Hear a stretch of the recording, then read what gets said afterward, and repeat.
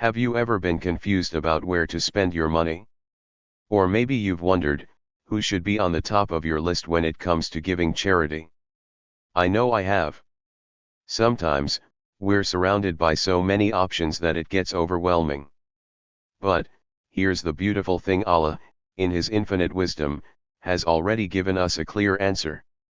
In the Quran, specifically in Surah Al-Baqarah verse 215, Allah guides us on how to prioritize our charity. Allah says, "They ask you, O Prophet, in what way they should donate. Say, whatever donations you give are for parents, relatives, orphans, the poor, and needy travelers. Whatever good you do is certainly well known to Allah." Let's break that down for a moment. 6 categories are listed by Allah that should be our focus when it comes to charity. Let's reflect on each one. First on the list is our parents. It's no surprise that Allah starts with them. Our parents are our first and most important responsibility. If they are in need, no one comes before them. Helping them financially, emotionally, and physically is not just an act of charity, it's a duty, a part of our love and respect for all they have done for us. Next, relatives. In many cultures, we have a strong bond with family, but sometimes it's easy to overlook their struggles, thinking they'll manage on their own. But Allah reminds us that if our family is in need, they come after our parents. Strengthening family ties through charity not only helps them but also builds a stronger, more compassionate community. Then, there are orphans. Orphans are vulnerable, and Allah has placed a huge emphasis on their well-being throughout the Quran. We may not be able to take every orphan into our homes, but we can support them financially and emotionally, showing them the love and care they deserve. Now, we come to the poor. The people who are struggling day in and day out just to make ends meet. It's easy to overlook their struggles, especially when they aren't always visible.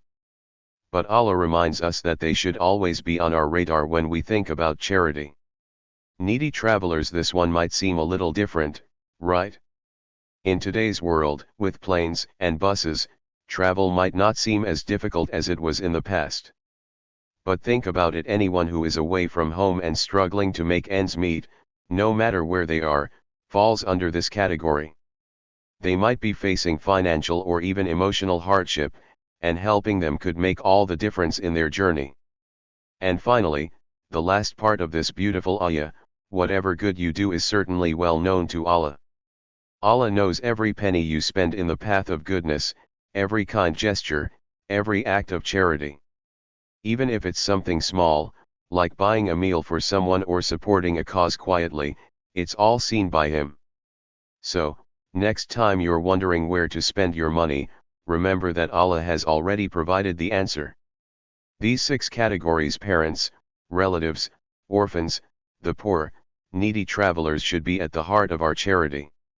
Every time you give, you're not just helping someone in need, but you're also fulfilling a commandment of Allah, one that will bring you closer to Him. And here's something important to reflect on: no act of charity is too small. Sometimes we think that if we can't donate a huge amount, it's not worth it. But in reality, Allah doesn't look at the quantity of what we give, He looks at the sincerity behind it. So, let's ask ourselves, are we giving with a sincere heart? Are we mindful of who is in need around us? Are we prioritizing our charity as Allah has commanded? Remember, every good deed you do is known by Allah. And that's what matters most. Thank you for watching. If you found this reflection helpful, don't forget to like and share, and let's spread these beautiful teachings of the Quran to more people. Until next time, take care and stay blessed.